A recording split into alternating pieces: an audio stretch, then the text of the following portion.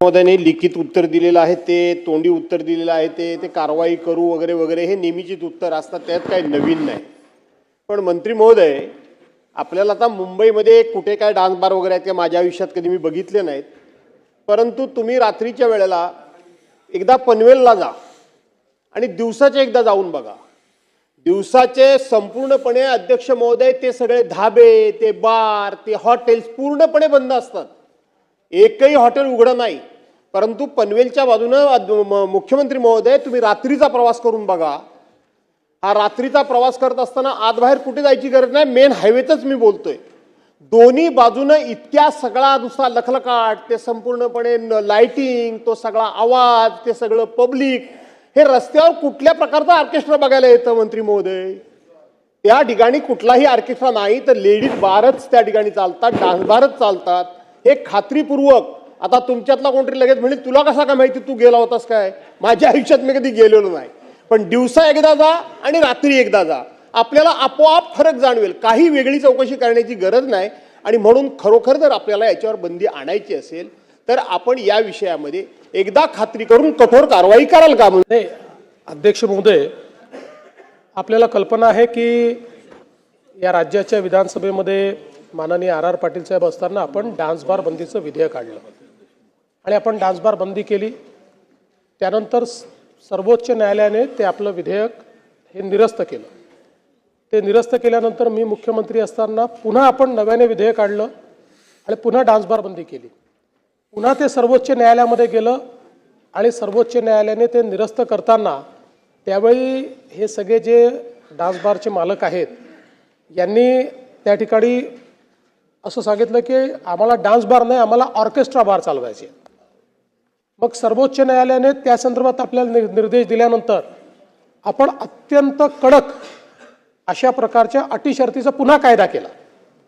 ज्या कायद्यामध्ये ही जागा वेगळी असेल, इथे अल्कोहोल विकता येणार नाही, त्याच्यामध्ये पार्टिशन करावं लागेल, अशा सगळ्याचा कायदा आपण केला. पुन्हा सर्वोच्च न्यायालयाने तोही कायदा आपला निरस्त केला. पुन्हा आपण नव्याने काही नियम केले आणि ते नियम त्यानंतर मात्र सर्वोच्च न्यायालयाने आपले नियमबाह्य केले नाही. त्यामुळे मुळात तर या सभागृहाचा जो उद्देश होता तो पूर्णपणे 100% बंद करायचाच होता. पण दुर्दैवाने सर्वोच्च न्यायालयाने हे घटनाबाह्य आहे आणि त्याच्यात त्यांना अधिकार आहे अशा सगळ्या गोष्टी केल्या. पण आता कोणालाही लायसन्स डान्स बारचा नाही, आता ऑर्केस्ट्रा बारचा लायसन्स आपल्याकडे आहे. त्याचे काही नियम आपण केलेले आहेत की ज्या नियमांमध्ये ती जागा किती असली पाहिजे, कोणालाही पैसे उडवता येणार नाही, अशा अनेक वेगवेगळ्या प्रकारचे, म्हणजे पैसे उडवले तरी त्याला गुन्हा समजला जाईल असं आता आपल्या कायद्याप्रमाणे आपण केलेलं आहे. अशा सगळ्या गोष्टी आपण केल्यात. तरी देखील आपण जे सांगता ती वस्तुस्थिती तपासण्यात येईल. कारण आमच्या इकडे अनेक वेळा अशा तक्रारी येतात की ऑर्केस्ट्रा बारच्या नावाने काही लोक डान्स बार चालवतात किंवा आता ऑर्केस्ट्रा बारमध्ये तिथे महिलांना काम करण्याची मुभा आहे, परवानगी आहे, ती कोर्टाने दिलेली आहे. पण त्याचा काही ठिकाणी दुरुपयोग देखील होत नसेलच असं मी म्हणत नाही. मला निश्चितपणे वाटतं की एवढं शक्य आहे. त्यामुळे आपण जे पनवेलचं सांगितलेलं आहे त्याची तपासणी पुन्हा एकदा केली जाईल. नेहमी तिकडच्याच तक्रारी जास्त येतात. तो जो आपला सगळा भाग आहे त्या बेल्टच्या, पूर्वी जेव्हा कायदा केला त्या बेल्टमुळेच आपण हा कायदा केला होता. त्यामुळे पुन्हा तिथली तपासणी करण्यात येईल. आणि जसं राज्यमंत्री महोदयांनी सांगितलं की काही आपण आता कारवाई करतो, काही ठिकाणी लायसन्सेस त्यांचे आपण सस्पेंड करतो आपल्या कायद्याप्रमाणे. पण असं लक्षात येतं की सस्पेंड झालं, 15 दिवस बंद ठेवला, पैसे पुन्हा भरले की पुन्हा तशाच पद्धतीनं ते सुरू करतात.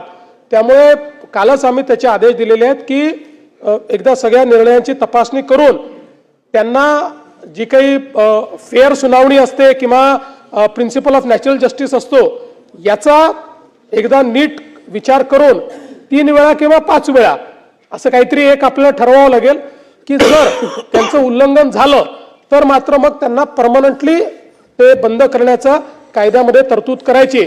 तर त्या संदर्भात काल आमची बैठक झालेली आहे. त्या बैठकीनंतर लॉ अँड ज्युडिशियरीला तसं सांगितलंय. आमचा प्रयत्न असेल की याच अधिवेशनात किंवा फार तर पुढच्या अधिवेशनापर्यंत कायद्यामध्ये अशा प्रकारची तरतूद आम्ही